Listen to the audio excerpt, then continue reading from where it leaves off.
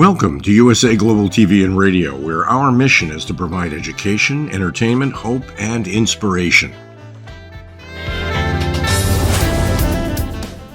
USA Global TV and Radio connects you with experts and audiences all around the world every single day to help you succeed in business and to live a richer life. Visit us at usaglobaltv.com to learn about career and life-changing training and mentoring programs like the Listening Mentor. Subscribe to our newsletter to stay informed about our special programs and offers. Discover how you can become a guest on one of our shows or a host or producer of a USA Global TV and Radio show of your very own.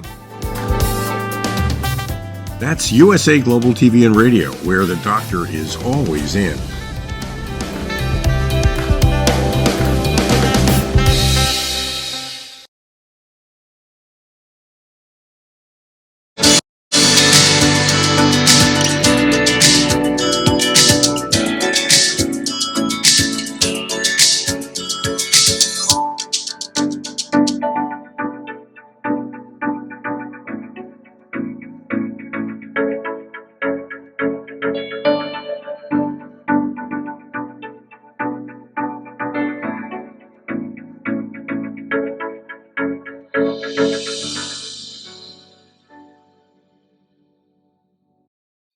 Hello, beautiful soul family, and welcome to Weekly Wisdom and Insights, your home for spiritually guided transformation and empowerment. I am your host, Dearjames, and together with the unseen, Spirit, Source, and Symphony, we look at the current energies, the intuitive wisdom and insights, and we go as guided. And this episode is a continuation, if you will, of last week's episode, all about the Aries full moon, supermoon energies and so forth, and that cardinal grand cross that was going on and so forth. So there was too much to pack into one episode. So we're continuing where we left off. So let's just jump in because there is so much to get to. And just to start off, our main energies.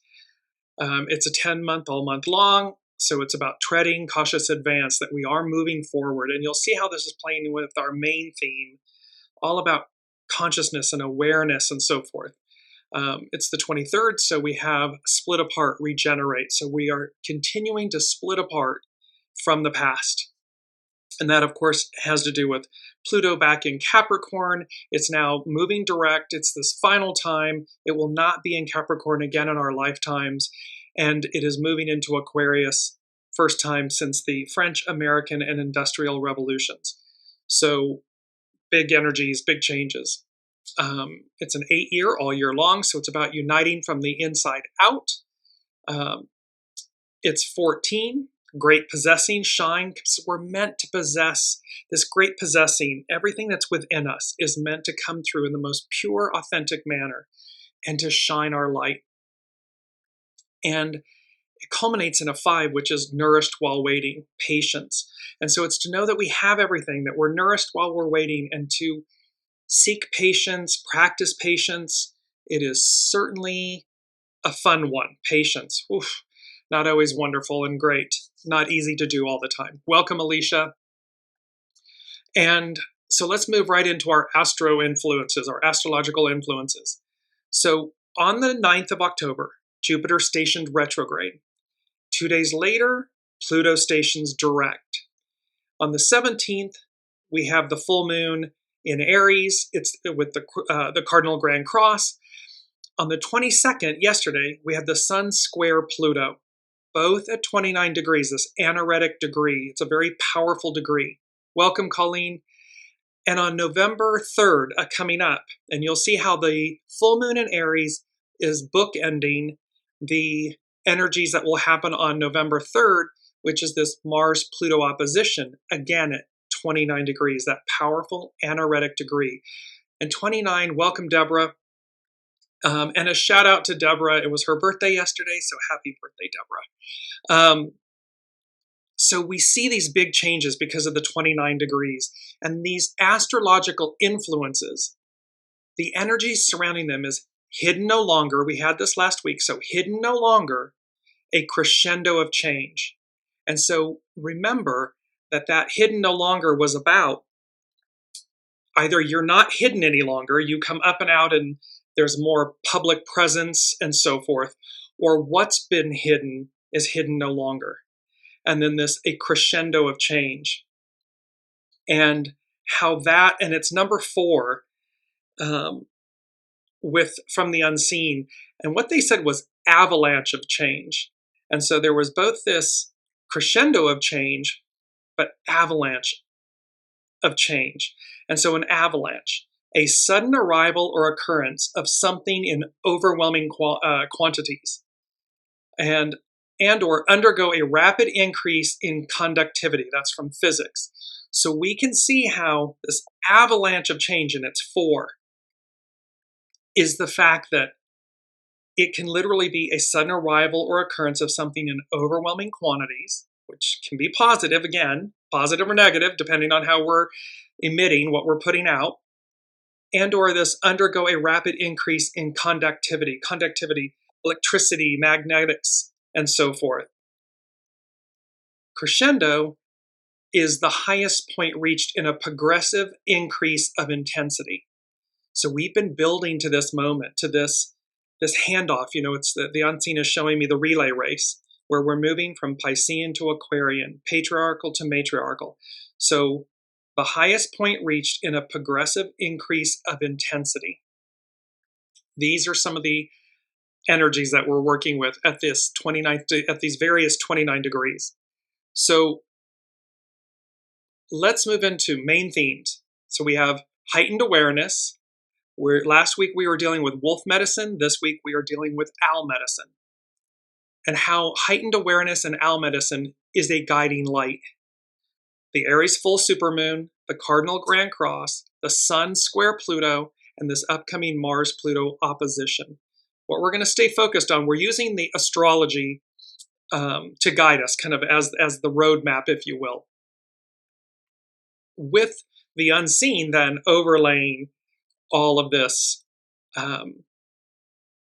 celestial information from the unseen, what we don't see. So we see what we see, right? And this is where heightened awareness, owl medicine is about what we don't see or seen in the dark. And so seeing from the inside, our intuition, our inner knowing, and utilizing that in this time of crescendo and avalanche of change, heightened awareness. So here's our main theme: heightened awareness, owl medicine, a guiding light. And we're going to start with Pam Youngin's North Point Journal, and then move into owl medicine, and then go to Astrology by Lauren, and wrap all of it with the unseen, spirit, source, and symphony guiding us. So let's just jump in, because heightened awareness, and we'll see how the astrology is playing. Welcome, Sue. So Pam Youngin's North Point Journal, she says, we are in a transitional period that is reshaping us individually and collectively. Old forms began to crumble 5 years ago when a new solar cycle began and Solar and Pluto aligned. Now, as Pluto nears the end of its 16-year transit of Capricorn, there is a crescendo of change, a completion of a process that truly began in 2008 when Pluto entered the sign. So remember, Pluto enters the sign in 2008 in Capricorn. It was in 2008, it was, closest to the Great Recession and so forth, and institutions, banks failing, the housing market, all things that are tangible, Capricorn, Earth. And so here we're completing this 16-year cycle. Pam goes on to say, we are starting to see the cumulative effects of so many endings. As we individually review all that has changed in recent years, it is clear that our old identity, pre-2020, no longer fits. The goals and the roles that we previously claimed have either slowly or at times abruptly fallen away. In some ways, we are eager for the new, and yet the unknown that lies before us, while intriguing, may also be unnerving in its vastness. And so again, all of this time, who we've been, pre-2020, the masks, the identities, the labels, the roles, all of these things, they're changing because we're changing, because the world is changing. The celestial world is changing. We are leaving a 2,000 plus year, era, and moving into a completely new one. And so what worked before in the past no longer works. We are not who we once were. And we will not be the same person that we're going to be in the coming years continuously or forever. The one constant is change. Pam goes on to talk about from full moon to Mars Pluto. So the full moon on October 17th was a powerful one that drew upon the energies of transformational Pluto and dynamic Mars to augment its effects. That lunation was one bookend of a 4-week period that will prove to be life-changing for many. The other bookend on this time is the Mars-Pluto opposition that perfects on November 3rd. Welcome, Brigitte. We can consider these weeks from mid-October to mid-November to be very Plutonian in nature. Some will be drawn deeply inward during this time, seeking a more complete and understanding of their own psyche. We are compelled to become better acquainted with the truth of our being, to discover our inner source of power. Remember from last week, truth is coming at us like a freight train, and there is no looking away. So again, the more proactive we are about looking inside, about dealing with our shadow, or dealing with the things that are coming up that we're meant to release. We're meant to cleanse our vessel, empty our vessel, to make space for the new. Since external indicators of who we thought we were have fallen away, now we seek a deeper identification with our soul and its path and purpose. So again, everything's purposeful. So everything leading up to 2020, everything that we've been and we've experienced, everything, it's all purposeful. But now, as those experiences and images of ourself and our experiences and so forth fall away, as Pam Young would say, we now seek a deeper identification of our soul, with our soul, and its path and purpose. What did my soul say it would do in this lifetime, in this incarnation? That should be the driving question, the leading question, the go-to question. What did my soul say it would do? And then align ego, mind, personality, action with that purpose, that quote-unquote, soul purpose. S-O-U-L-S-O-L-E. So here, Pam continues. However, some will seek power externally during this Plutonian time. The struggle to reclaim a disintegrating identity and the fear of opening to the new are being projected onto the world stage. These are the underlying reasons for the battles manifesting in the outside world. And remember, this is that train. I'm just bringing up the image. This is that end of the line, hanging on by a thread. So some will seek to use this Plutonian energy from its shadow. They're trying to claim or reclaim a disintegrating identity. But that time has come and gone. We've been there, done that. And so it's the train that ends. It's the train that goes nowhere. That doesn't mean they won't try to use this Plutonian energy for that purpose, to that end. However, the positive, the higher octave of the Plutonian energy is to reveal the guck, the goo, what's been hidden from the light, to transmute it, transcend it, so that we advance, we evolve, and move forward. Pam Youngins continues, Sun in Scorpio. We are assisted in this process of self-discovery by the Sun's ingress into perceptive Scorpio this Tuesday. That was yesterday. Scorpio is a very complex and somewhat enigmatic sign. This is reflected in the fact that it is the only sign of the zodiac that has more than one animal symbol. All signs have both a higher vibrational and a lower frequency manifestation, and we are always given the choice of which end of the spectrum to embody. See, we have a choice. Choose the higher octave. Choose to reach higher. Yes, it will require more of us per se until it doesn't, until it becomes second nature. With Scorpio, our options are clearly represented by its two main symbols, the scorpion and the eagle. Both of these creatures are powerful and intense, but each in a different way. The scorpion is known for its resilience and its capacity to defend itself. It lives in darkness, hiding under rocks or in burrows. Its virtues, when taken to an unhealthy extreme, manifest as being overly guarded, suspicious, manipulative, and vengeful. We can see this playing out on the world stage. The stinger on the scorpion, which is used for protection and also to hunt, contains a poisonous venom. This represents the toxic nature of holding on to anger and resentment. When we hold on, everything is energy. When we bottle up and hold negative energy, any energy, but especially negative energy, it creates dis-ease, disease.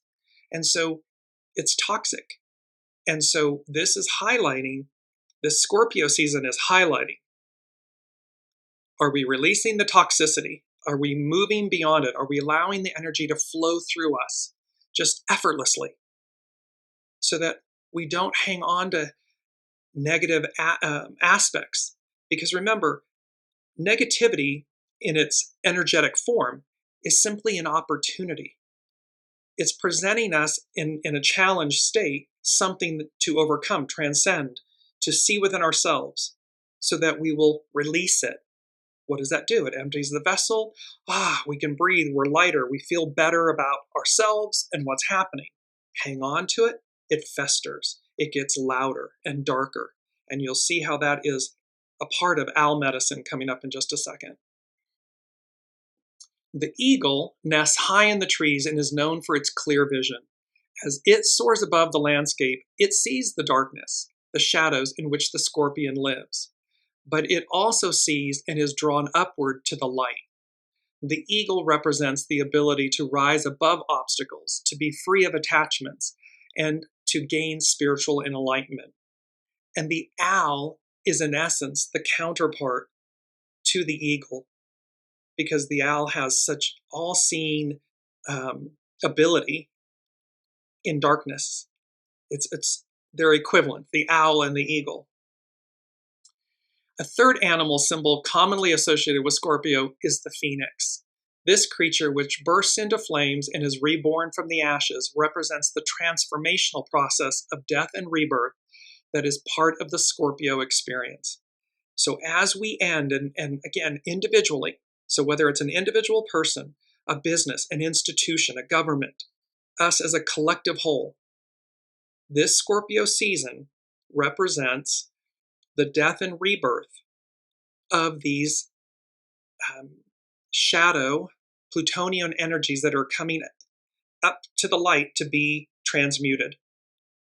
At the same time, that Plutonian energy is bringing in and advancing us forward and advancing us into the Aquarian age, which again, it hasn't been there in 246, 47 years. And when it was there last, all of this advance, all of this growth, all of this expansion, that's what's on offer for us. Pam Youngins concludes, as the sun transits the sign of Scorpio from October 22nd to November 21st, we likewise are experiencing a death and rebirth. Our tasks during this time are to maintain the higher perspective of Eagle, to use the tenacity of Scorpion to stay aligned with our inner truth, and to let go of attachment to the old forms so that the new may be birthed. It is not about clinging to the edge of that train that's going nowhere, that's ending.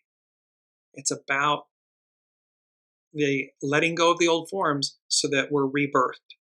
It is especially appropriate that we are working with the effects of the Mars-Pluto opposition while the Sun is in Scorpio.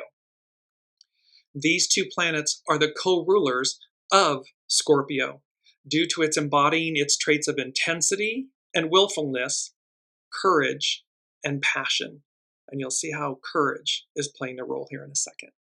So we're setting the stage for these energies. Now let's move into owl medicine. And this is by Jess Hagen with urbanhealersofla.com, her spiritual animal blog. The owl spirit animal totem teaches how to listen for the truth and not be deceived. Remember, the truth is coming at us like a freight train. We are not able to turn away. We don't want to.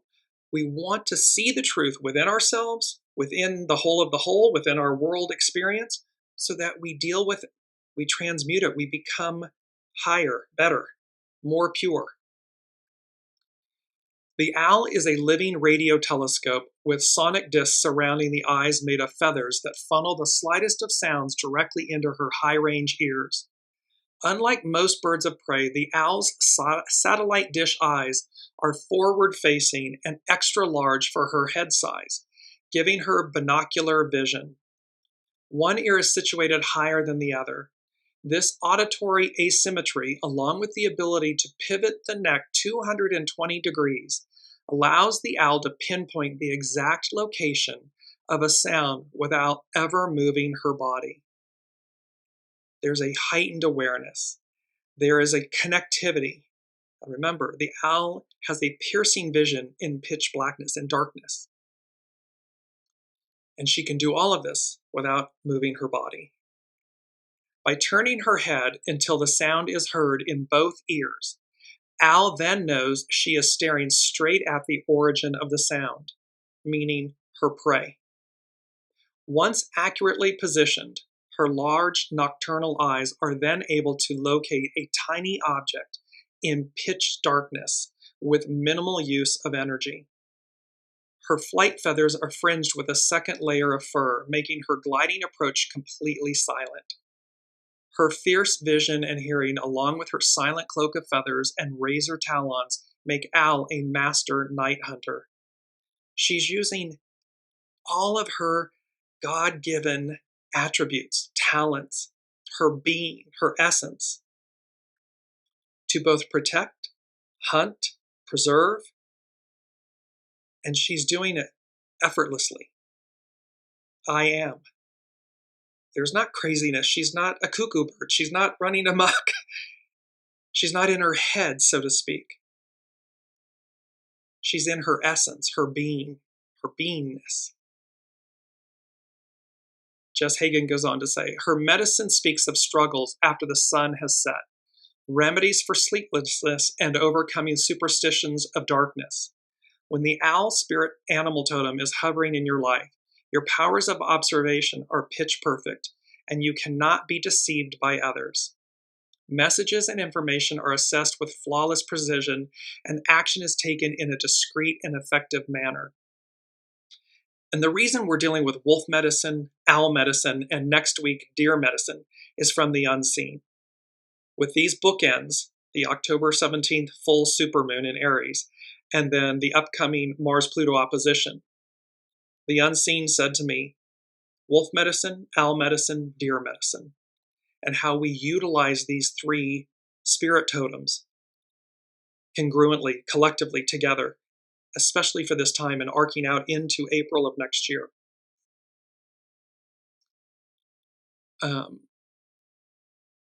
Owl medicine teaches how to identify and stop people who seek to take energy away from you. Owl knows that power is not ours to keep. Power is only to be used for a brief time as it flows through our life situations before moving on in its mysterious current. See, it's about energy. So owl medicine teaches us how to identify, how to be alert and identify a heightened awareness, a guiding light, and yet she knows, owl medicine knows, that we are not to stop energy, to harness it in a negative or try to hold on to it, that it's not ours to do so. It is what moves through us. So when we allow the energy to consistently move through us, we're in harmony, we're in balance, we're healthy. Jess goes on to continue, the night medicine of owl has a powerful and conflicting grip on the human psyche, which whispers lessons of confronting fears and protecting personal power. The meaning of her symbol varies from culture to culture and has been immersed in superstition for centuries. Ancient Greek mythology found her to be wise. Ancient Hebrew mythology found her to be courageous.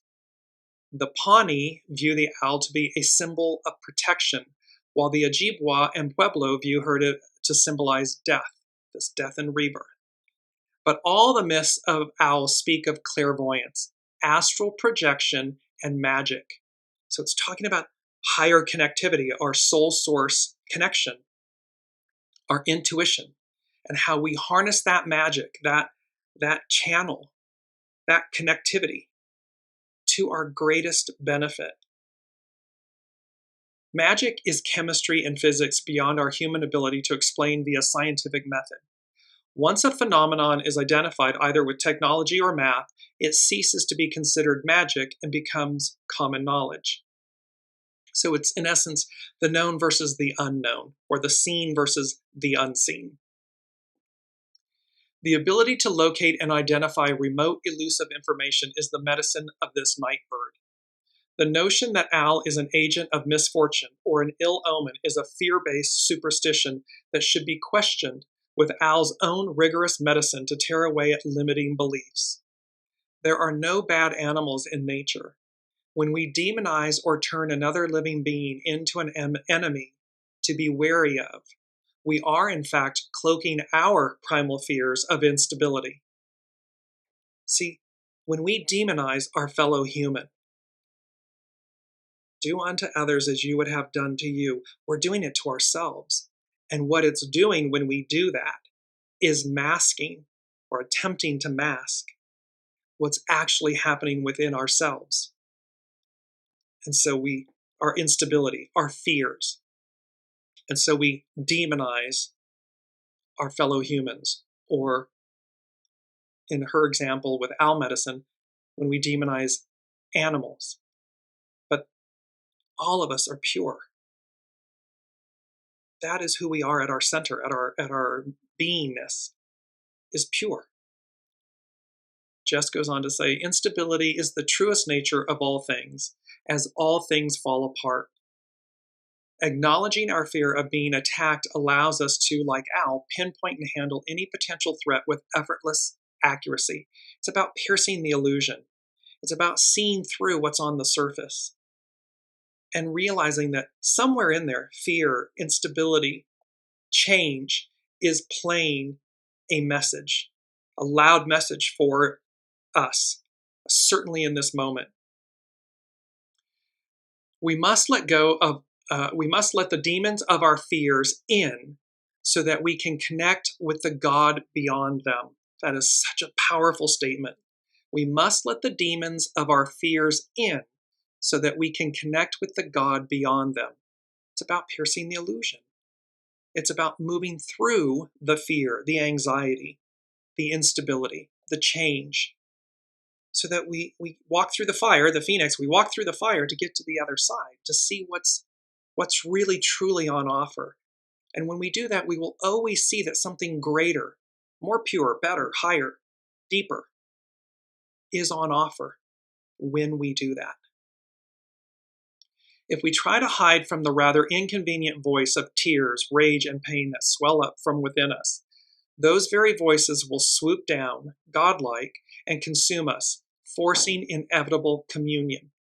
It's when we allow that shadow energy to immobilize us, when we stay in dis-ease, when we double and triple and quadruple down on it, it amplifies, it magnifies, it grows. But when we simply, I see you, it neutralizes. It's okay. It's okay, ego, mind, personality. It's okay.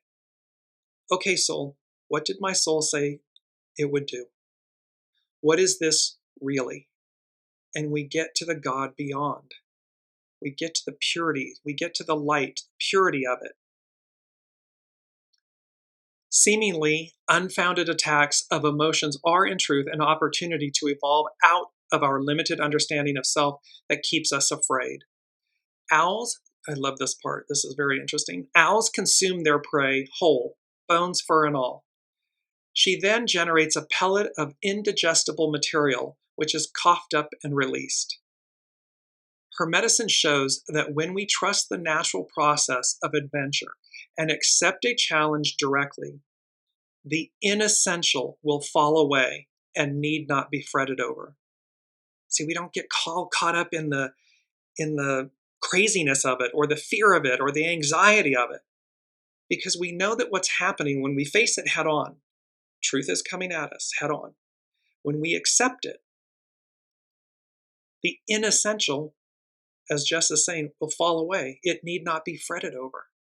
It just goes away because it was never the moral of the story. It was simply, the prop, the set dressing that allowed us to see it or experience it. But what's on the other side? Purity, greatness, goodness, light. Jess Hagen goes on to say, unlike hawk or eagle medicine, owl medicine emphasizes the neutrality of life on Earth, giving people the objective space to learn painful lessons through misadventures and egoic pursuits. So we can learn it in the cloak of opposites. We can learn it through, quote, challenge, but challenge is really opportunity. Owl's neutrality asks that we develop foresight in our actions and to use the neutral zone of Earth to reduce confusion and suffering. Everything is divine and neutral. So Owl's neutrality, see, it's all divine and neutral. It's seen through the darkness so that we see, like eagle, the light. We can see it all. We see more with greater clarity, heightened awareness, a guiding light. The political message, if your actions have taken power away from another being in some way, be assured that the same power will one day be taken from you. That is Owl's law of neutrality. This law of neutrality, karma. Karma is simply balance. It's evening out the scales. And so again, if we've done something where this is happening, then do unto others as you would have done to you. It'll boomerang back. It'll come back. The political message of the owl spirit animal totem can be seen in her ability to hunt skunks. Due to her reduced sense of smell, owl is one of the rare predators of this smelly creature. Skunk medicine, when out of balance, often involves a lot of unnecessary hype and posturing, which owl sees right through. Her medicine reminds you to be ever aware of people who wish to trick you and use you as a resource for personal gain. We are seeing this playing out on the world stage. Multiple world leaders, institutions, and so forth, looking to present unnecessary hype and posturing because they want to use you for personal gain. So we can see this in the greater whole of the whole, and we can experience it in our individual relationships and so forth. But the owl sees right through it. Owl medicine perceives any attempts at deception with a hunter's vigilance. If out of balance, owl is asking you what it is you have allowed yourself to be deceived by and why. It will always be an inside job. It's number 8, unite. We are, and 23, splitting apart. So when we're being deceived, it's because we're allowing it. We're not listening to our soul source connection, our inner knowing. And so when we're out of balance, owl medicine is asking us why are we allowing ourselves to be deceived?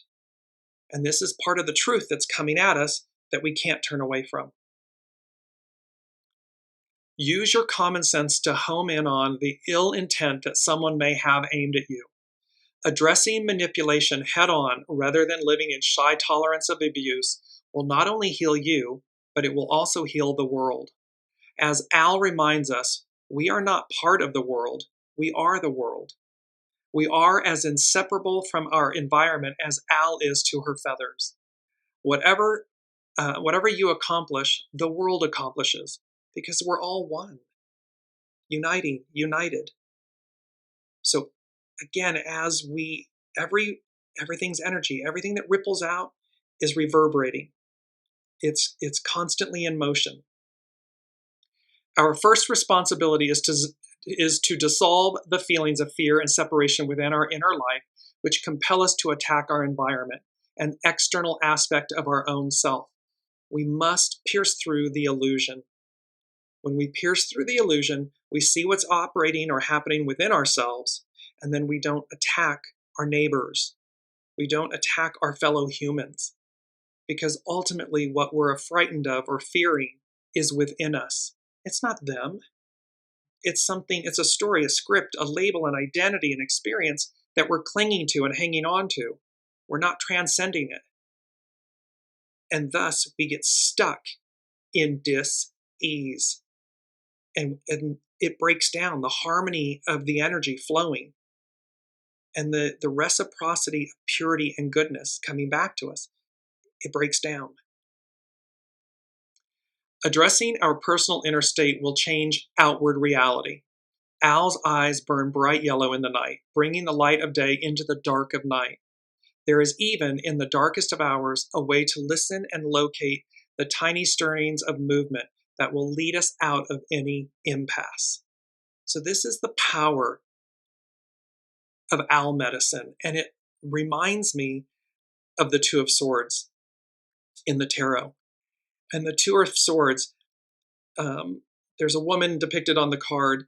She's facing away from the water. The water is emotion, inner knowing, intuitiveness. There's the crescent moon.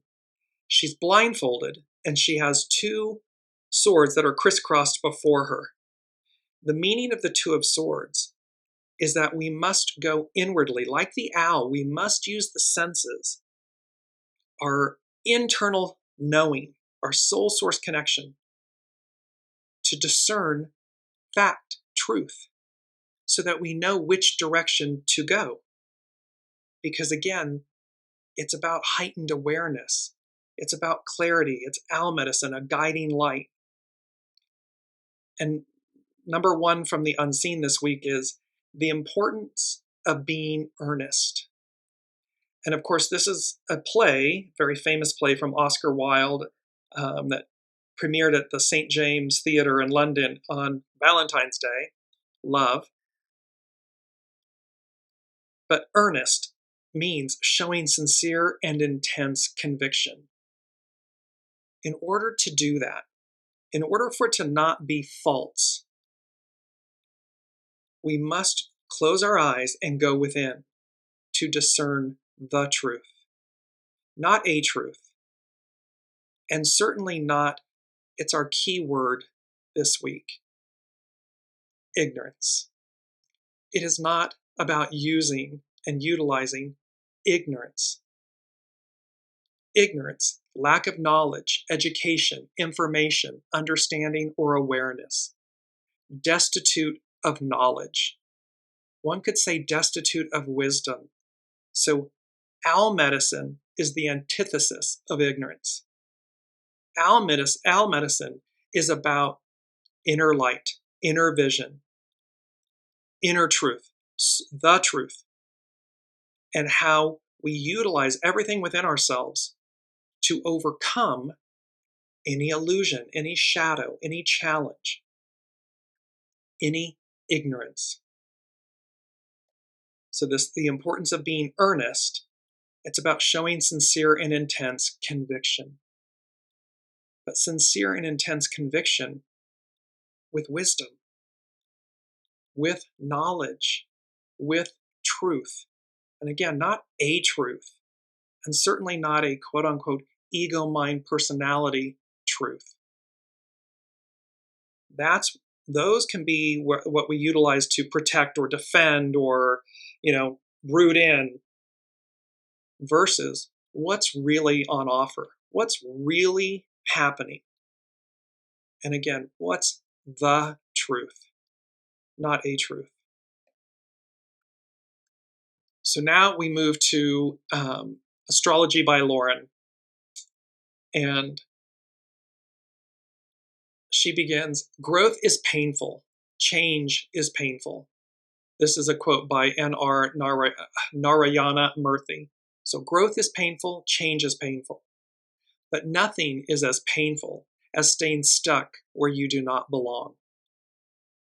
See, when we become stuck and stagnant and stubborn, the energy ceases to move.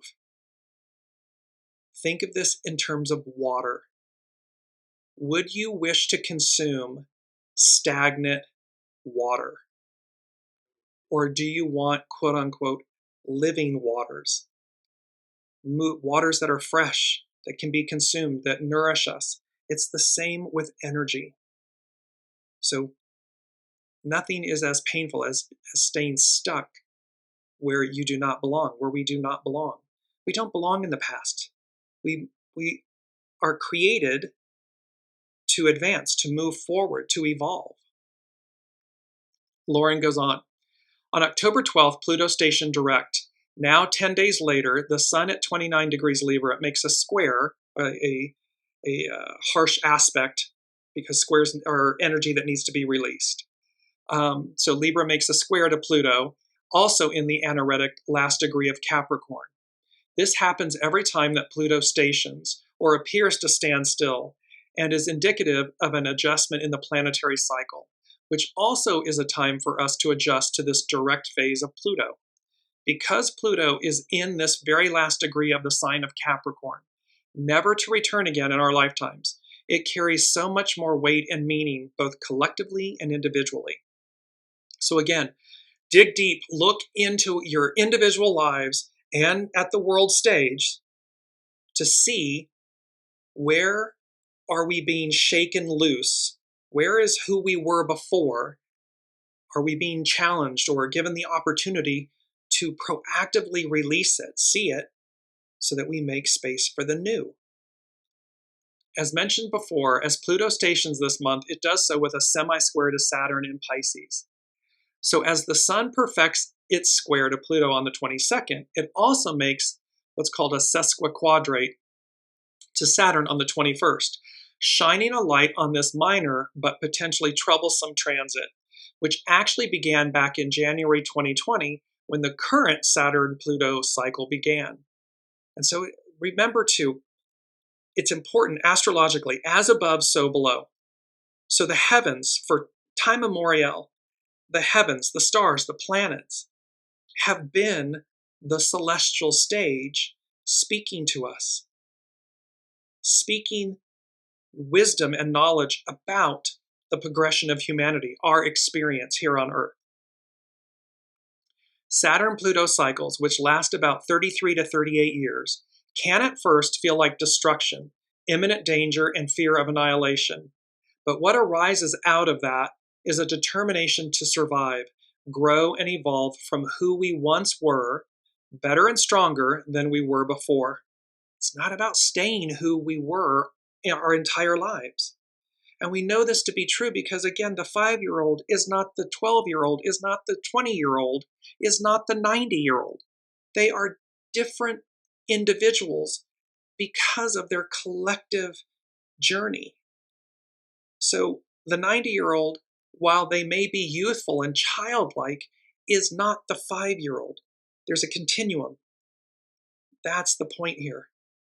What happens, hopefully, is that as we journey, as we experience, as we quote-unquote age, we're honed and polished and refined.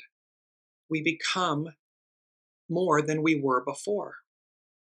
Or perhaps the human becomes more aware of who their soul always was.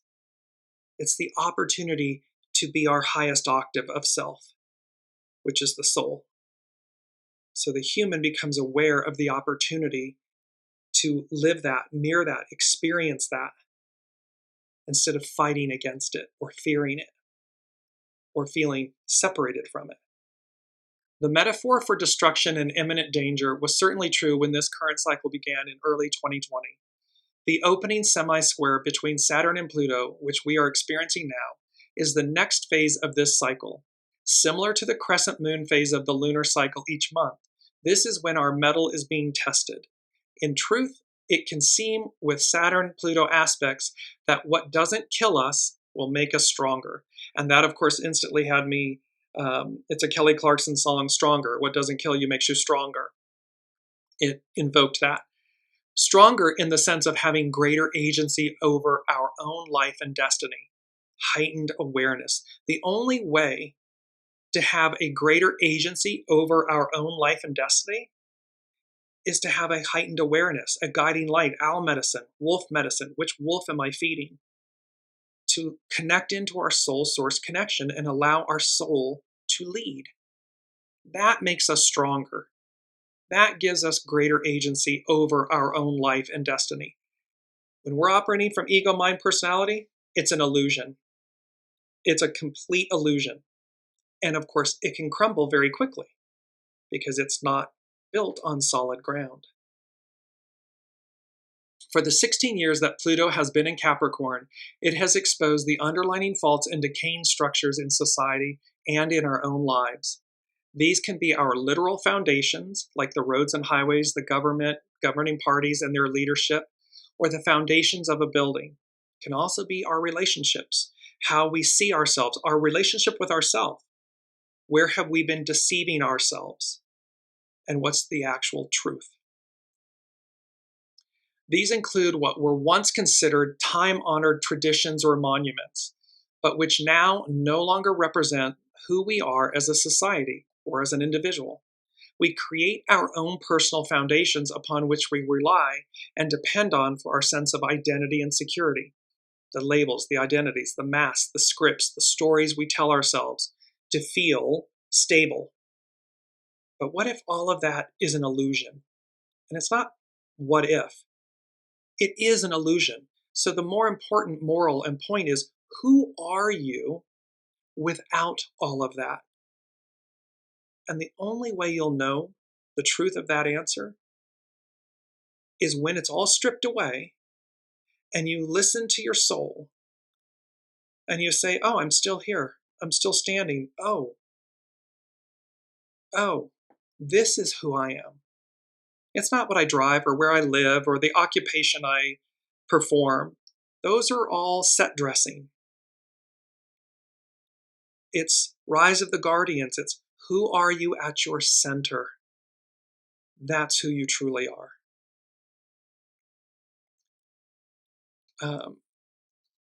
They may have served, so these identities and so forth, they may have served a purpose at one time. Everything's purposeful. But when these become outmoded or irrelevant, or even decadent, it's time to create new and improved structures, systems, and foundations that are more sustainable and that allow us to continue to grow and evolve. Easiest example of this is relationships. When two people are in relation, and this can apply again with leadership and businesses and so forth,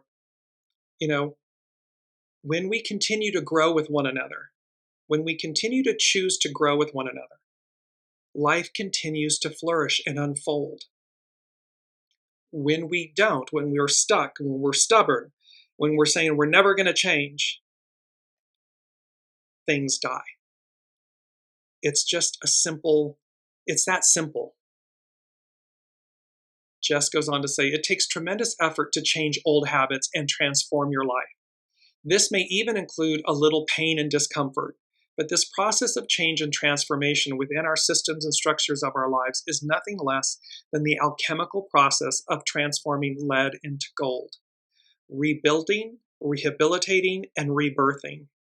And like a butterfly leaving its cocoon of safety and familiarity, it is time to say goodbye to that which we have outgrown and no longer serves us, to build better, more reliable structures that we can depend on far into the future.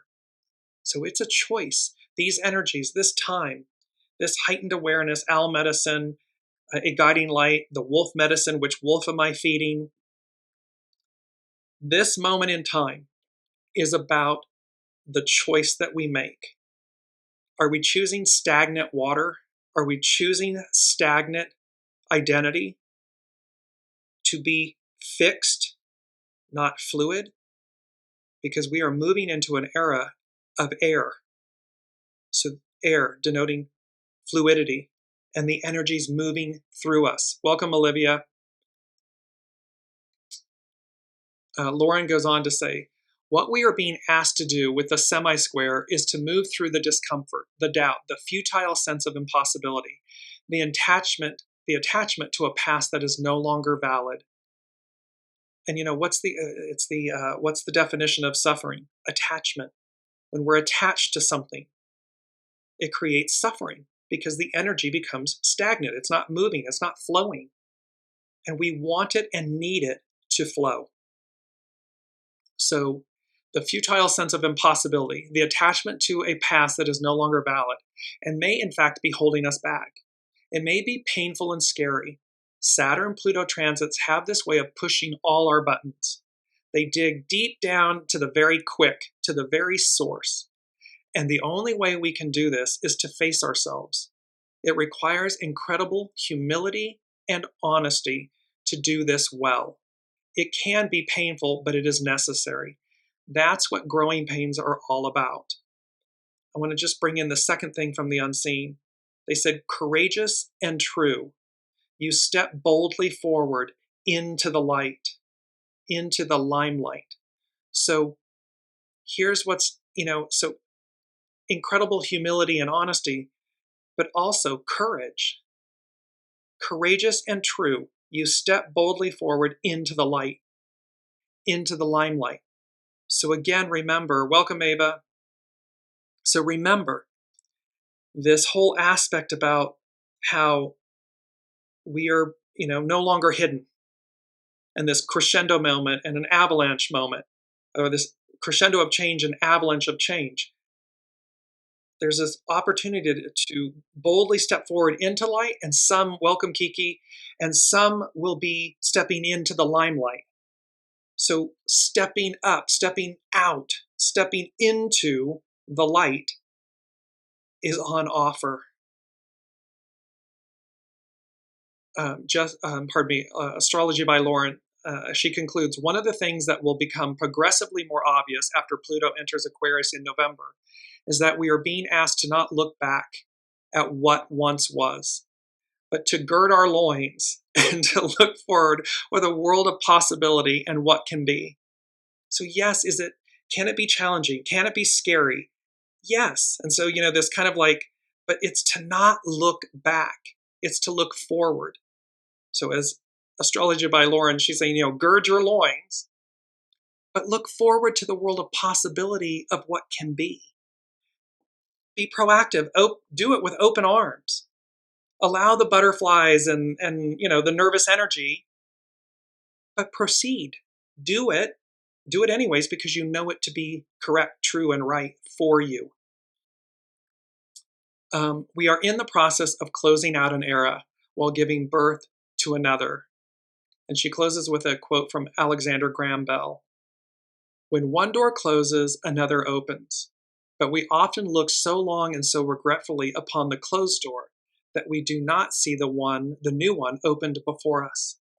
And they're showing me the image of where we stand in, it's a prison, it's a prison cell, and the bars and where we're standing inside of it, and yet the door is completely wide open. So do not fear stepping beyond the prison that we have created for ourselves individually and collectively. Just because it's the Israelites, when they were led out of Egypt, and at some point, and God didn't guide them in a direct manner, in a direct route. He, she, they, the all that is, guided them in a zigzagging route to test their sincerity, their determination, their hope, their promise. And at one point, some of them did say, quote, we were better off with Pharaoh because it was enslaved. It's the beast I know. It's the prison I know. But that doesn't mean that it's the right or best thing for us. Just because it's the beast we know doesn't mean it's the beast we should continue with. And the beast, again, is an opportunity to see ourselves and transcend ourselves. Allow the energy to move through you, the force to move through you. Owl medicine. I want to go to our two quotes, and it's from hexagram 14, which is great possessing, shine. And this is from Carrie Hone at cafeosul.com. Great possessing is formed when fire moves over heaven. The idea of mental clarity, owl medicine, heightened awareness. So mental clarity, or the sun in the sky, shows its auspiciousness in describing your current condition. It looks like a dumpster fire on the world stage, and yet what the unseen is guiding us to realize, to see, is this auspiciousness in describing our current condition. It's not doom and gloom unless we see it that way, unless we participate in that. But what's really on offer is this auspiciousness in advancing, in moving forward, in stepping out of the cell, out of the prison cell, out of the past. The sun sustains life, and when we rise like the sun, we need only activate our hidden powers of expansion. Like the sun, by simply being, we set off a chain reaction of abundance. Obstacles disappear because of the hidden influence of breakthrough. We cultivate the seeds planted in the dark of winter that break through the soil of difficulty and emerge stronger and wiser. This is great possessing. Perhaps we learn to play the guest of life and not strive so much to fight against what can never be. Where the underlying cause of union was a time of joining and partnerships, great possessing is a time when our star shines, or our sun is rising as an individual. Courageous and true, you step boldly forward into the light, into the limelight. So whether it's the light or the limelight for us individually, collectively, businesses, nations, and so forth, whole of the whole, that's up to us. We choose it. We participate. Life has offered us its greatest gift, the power to shine with an inner certainty that need not be defended. Strength and clarity unite, and you can move forward in the knowledge that grace is your teacher, and power is merely aligning your will with the way. Remember, power, energy. Allow the currency of the unseen to move through you, to align you, to empower you, to expand you, and to diminish and erode darkness, fear, shadow.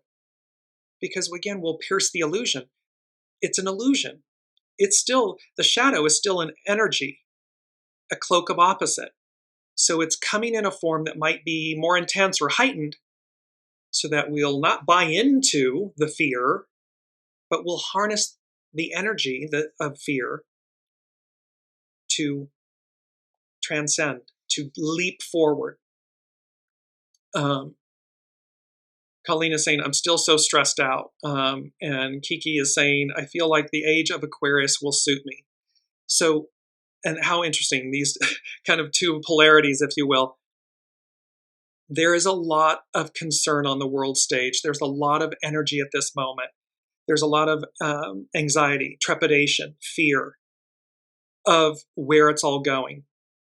But remember, great possessing, shine, there's auspiciousness available to us. And so stay focused. Don't buy into the fear. Stay focused on the advance. Stay focused on the heightened awareness, the higher energy, the higher octave. Eagle, not scorpion. Phoenix, owl medicine, wolf medicine. Which wolf am I feeding? The one that wins is the one I feed.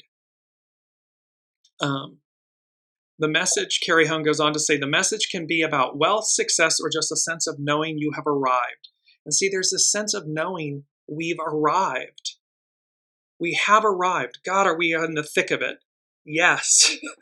And it's painful and it's scary, but it's only because it's the illusion of clinging to something that was versus embracing what is. And so, and again, we're moving forward. Pluto is moving forward. It's advancing into Aquarius. And the Mars-Pluto square, the Sun squaring Pluto, all at the anaretic 29th degree, denoting endings and beginnings. Our first quote, the character is firm, strong, ordered, and clear, the image of possession in great measure. So when we're firm, when our character is strong, we're standing on a solid foundation. So it's firm, it's strong, it's ordered, and it's clear, heightened awareness, soul source connection. This is the image of possession in great measure. Anything less than that falls short. Great possessing is the image of an inexhaustible source of energy that is available when you open yourself to nature's drive toward excellence. This is our second quote. The master said, "Do not play the host, but become the guest." When you can transcend your need for control, you can become the recipient of the subtle treasures that life has in store for you. And this beautiful image of, in essence, like the adult hand, it's like the hand of God touching the infant downward, and the light, that the energy and the expansion, this inexhaustible source of energy that's available to us when we connect into it, when we don't buy into the illusion, a lesser energy, if you will. Number 3 from the unseen. With all of this said, I heard, it's a Whitney Houston song, and I heard the lyrics, "Heaven, hear me now." And then the song is, "I look to you." So with this quote that we just had, this inexhaustible source of energy, the unseen, it's number 3, it's representing the Trinity, heaven, hear me now. And so it's like, listen to your soul, align with your soul source connection. Heaven, hear me now. I look to you. And there was something about this, Whitney Houston, the etymology, Whitney means by or from the White Island. White meaning pure. Houston means Hugh's town. The etymology of Hugh means heart, mind, spirit. So we're looking at this, heaven, hear me now, I look to you. It's going to require the purity of our being. It's going to require the purity of our heart, mind, and spirit, aligning, coming into union, unity, to advance. Again, a simple analogy. Anyone, imagine that we're driving cars on roadways and freeways and so forth in reverse. Can you imagine the chaos, the pile-ups? We don't go through life in reverse. We go through life forward, driving forward, big window screen in front of us, side mirrors and a rear view mirror, so that we can see what's on the side of us or behind us. We use the past as a vehicle, as a means to navigate. But we clearly move forward. We drive moving forward with this expansive window screen in front of us, allowing us to see everything before us. That's the moral of these energies and of this moment in time, and where those that are clinging to an old way, it's futile. It's an illusion.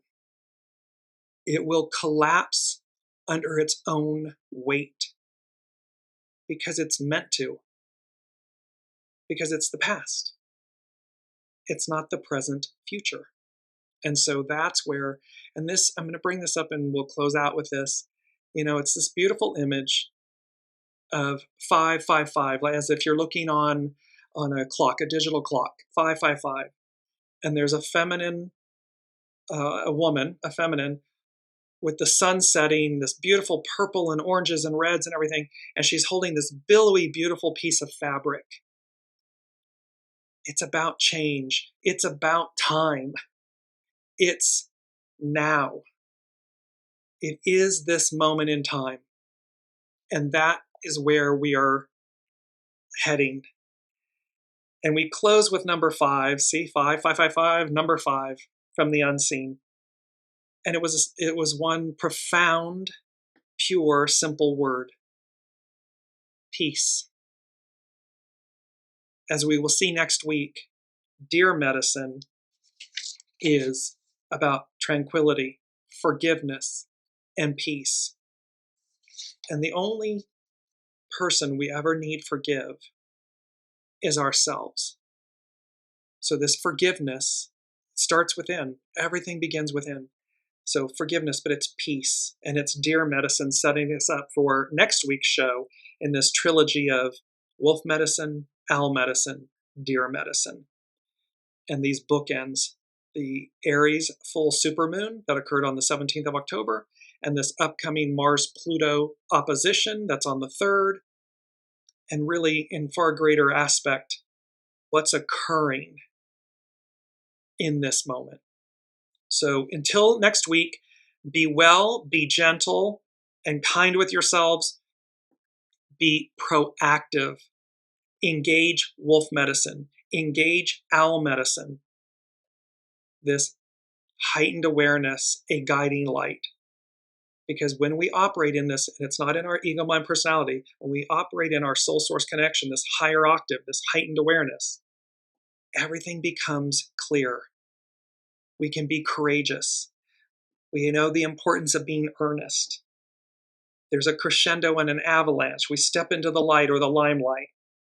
And ultimately we experience peace, fulfillment, joy. And that is what life is about. That is what it's about. It is not about doom and gloom and destruction. That's a choice. Peace is. Love is. I am. So until next week, be well. I love you all. Thank you for your presence and your comments and for being on this incredibly beautiful journey with myself and certainly with the unseen Spirit, Source, and Symphony. Until next week, love you all.